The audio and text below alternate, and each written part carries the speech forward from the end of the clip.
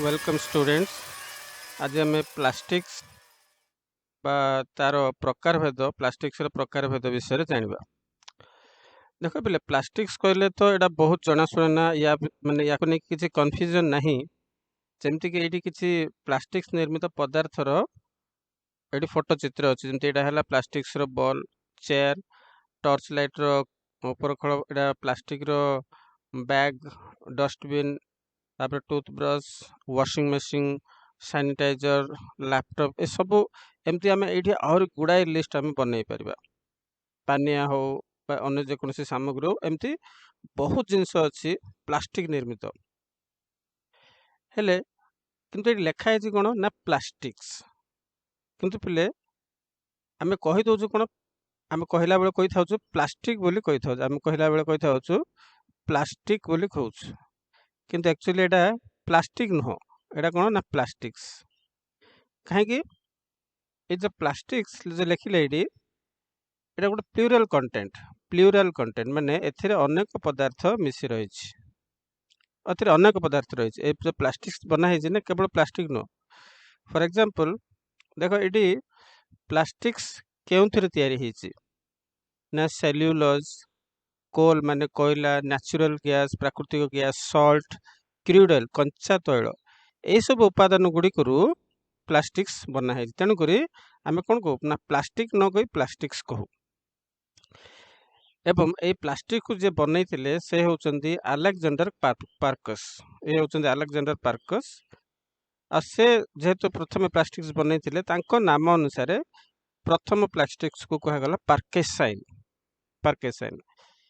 पिले जो plastic शब्दटी दुईटी Greek शब्द गोटे है प्लास्टिकस एवं आउ गोटे प्लास्टस ये दुईटार कॉम्बिनेशन रु कौन है प्लास्टिक्स और अर्थ कौन ना जे कौन से आकार और आकृति धारण करने प्रस्तुत यार अर्थ होची जे कौन से आकार आकृति धारण करने प्रस्तुत ताहले जे कौन से आकार माने आकृति जदि धारण करदेबे ताहले से प्लास्टिक्स हेइथिबो। देख लिखा है जो संश्लेषित पदार्थ को ताप प्रयोग करी इच्छा मुताबक आकृति दे हुए ताकू प्लास्टिक्स कह जाए। ये कौन प्लास्टिक ये प्लास्टिक्स करदे ताकू प्लास्टिक्स कह जाए है तो मैंने एमती। अच्छा संश्लेषित पदार्थ कौन आ संश्लेषित प्रतिक्रिया कौन या विषय में पूर्व भिडियो में आलोचना कर सारी। तो संश्लेषित पदार्थ को ताप प्रयोग संश्लेषित प्रतिक्रिया होता से ताप उत्पन्न हो तो ताप प्रयोग कर निजर इच्छा मुताबिक आकृति दे पार आकार दे पार तो सीटा हम प्लास्टिक्स। चलो आउ डिटेल जानिबा। देख ना प्लास्टिक्स को साधारणतः दी भाग कर गोटे है थर्मोप्लास्टिक्स एबे थर्मोप्लास्टिक्स तापर आउ गोटे थर्मोसेटिंग प्लास्टिक्स ताको थर्मोसेट प्लास्टिक बोली कह जाए। तो प्रथम हम डिस्कस करबा थर्मोप्लास्टिक्स विषय तो भौतिक प्रकृति को भित्ति करी प्लास्टिक्स को मुख्यतः दुईटी श्रेणी विभक्त कर गोटे है थर्मोप्लास्टिक्स आउ गोटे है देखे दूसरी बोले यहाँ यहाँ हूँ थर्मोसेटिंग प्लास्टिक्स ठीक अच्छे। तब चलो प्रथम आम थर्मोप्लास्टिक विषय चर्चा करवा। देख ये ध्यान देख एगुड़ाक प्रत्येक गोटे गोटे मोनोमर कहीं।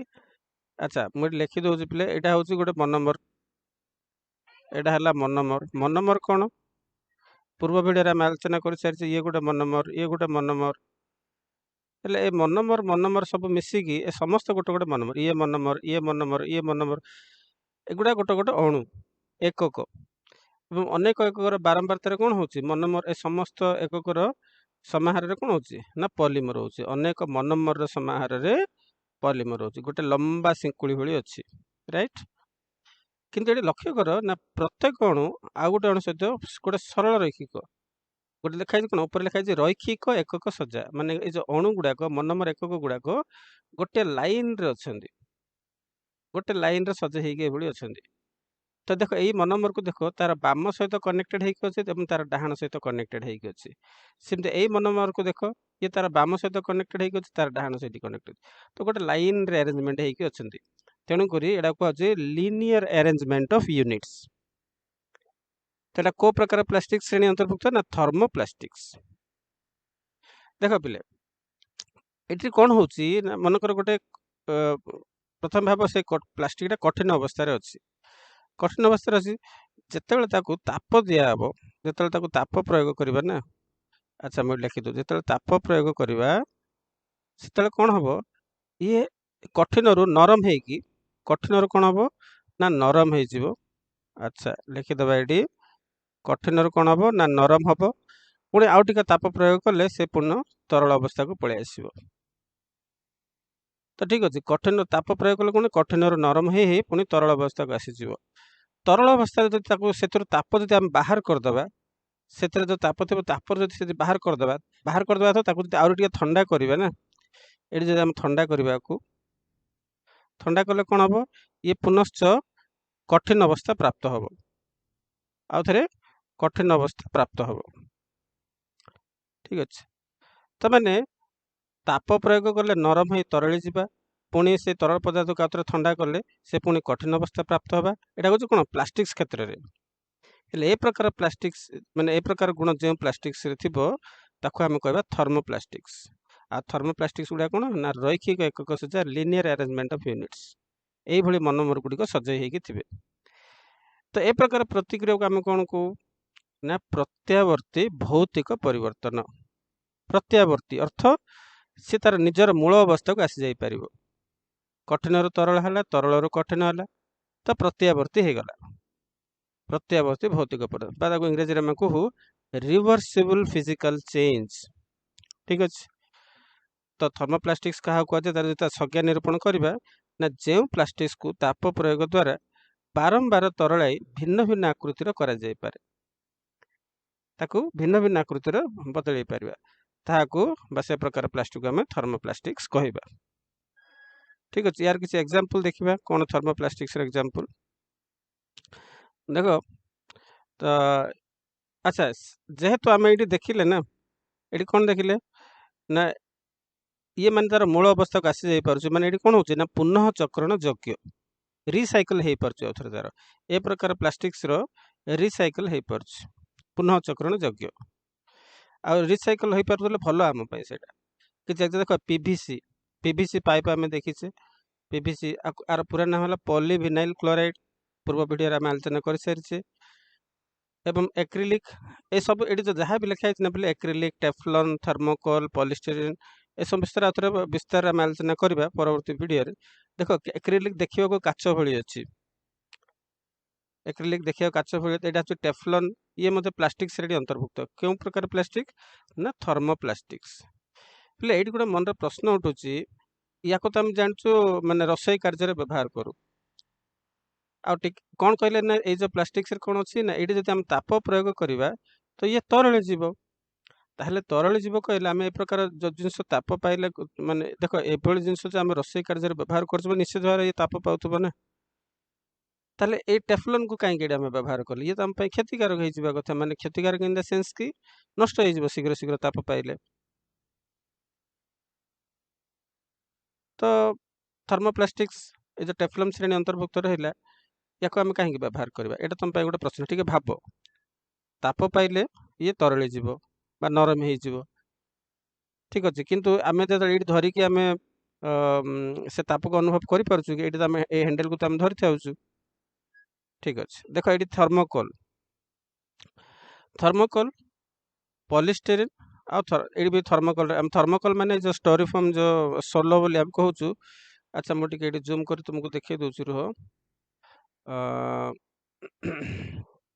ଟିକେ ରହିଲେ। ହଁ ଦେଖ ଏଇଠି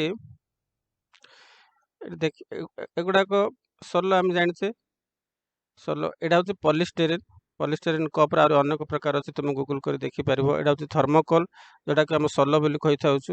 ଠିକ୍ ଅଛି, ସୋଲୋ।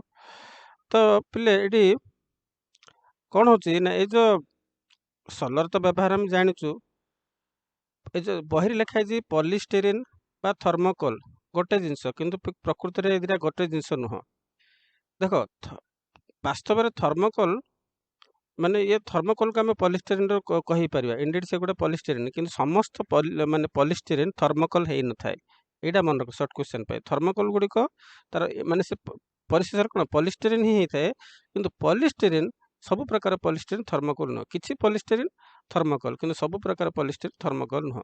କିନ୍ତୁ ଦେଖିବାକୁ ସମସ୍ତେ ତିନିଟା ଯାକ ମାନେ ଏଇଠି ତ ଥର୍ମୋକୋଲ୍ ନେଇଛି, ଏ ଦୁଇଟା ଯାକ ଗୋଟେ ପ୍ରକାର।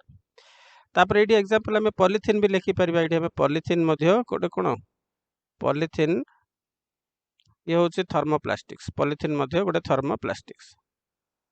ଚାଲ ଆଉ ଗୋଟେ ଏକ୍ସାମ୍ପଲ୍ ଆମେ ନେକ୍ସଟ ଯିବା। ଏଠି ଦେଖ ନା ଥର୍ମୋସେଟିଂ ପ୍ଲାଷ୍ଟିକ୍ସ, ଥର୍ମୋସେଟିଂ ପ୍ଲାଷ୍ଟିକ୍ସ ଆମେ ୟାକୁ ଥର୍ମୋସେଟ୍ ପ୍ଲାଷ୍ଟିକ୍ସ ମଧ୍ୟ କହୁ।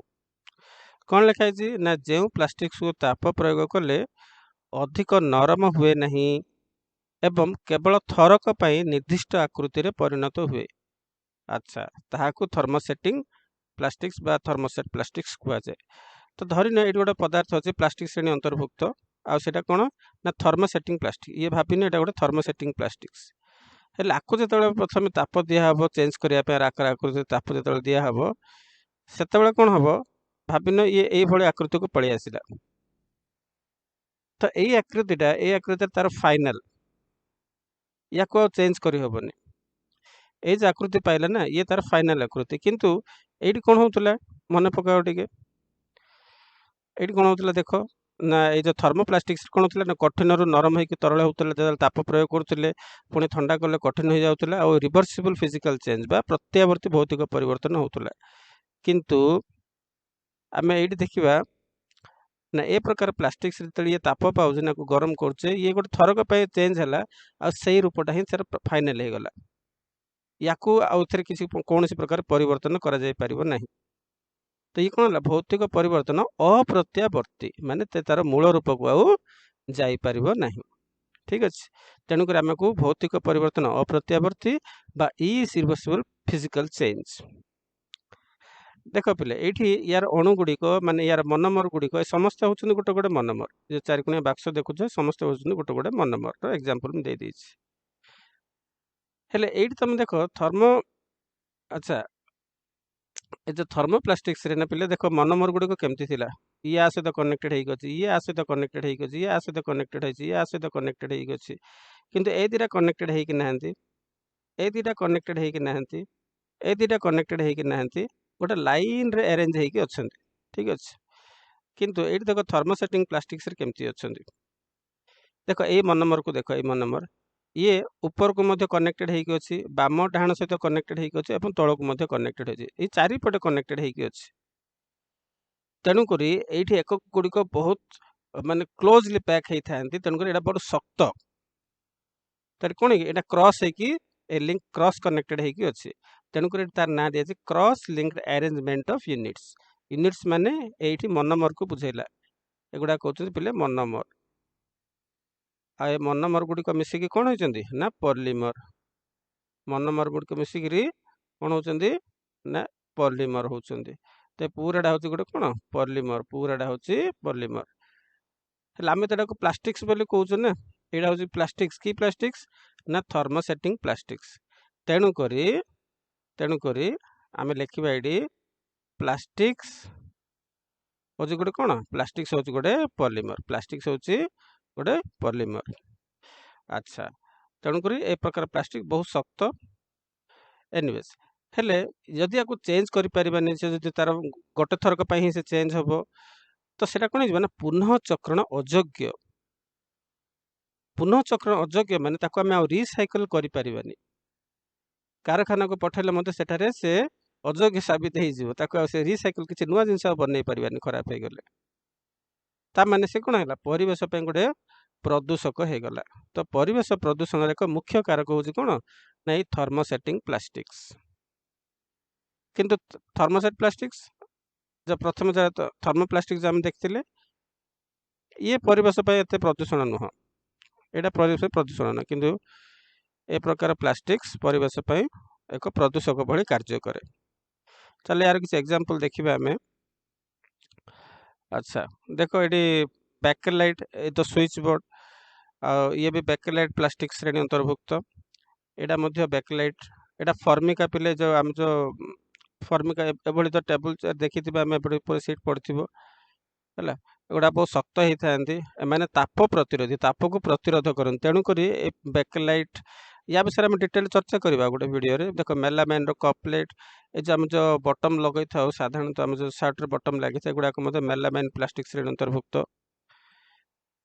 यार कौन ना माने ताप प्रतिरोध, ताप को प्रतिरोध करन, ताप को सही जायंती, ताप को सही जायंती। किंतु आम ये देखा ये जो प्लास्टिक सही थर्मोप्लास्टिक एम ताप को सही पारंतिनी, एमाने तरली जिवे, नरम होगी तरली जिवे, मेल्ट हो नष्ट हो। तो एमाने विशेष कर नष्ट हो जाती ए प्रकार प्लास्टिक, किंतु ए प्रकार प्लास्टिक नष्ट हुअंती नहीं। ठीक अच्छे। आउ तुम यार कंपैरिजन करि परिबो माने find out the difference between thermoplastics and thermosetting plastics. तुम यार डिफरेंस बाहर करो, डिफरेंस कार कार डिफरेंस बाहर करिवो। एटा तुम पई गोटे काम देली, गोटा हला थर्मोप्लास्टिक्स आउ थर्मोसेटिंग प्लास्टिक्स ए भितर कौन पार्थक्य आम परिलक्षित कले लेख थर्मोसेटिंग प्लास्टिक्स। ठीक अच्छे। तो आज कालेंसर एति, परवर्ती कालेंसर देखा करवा। धन्यवाद।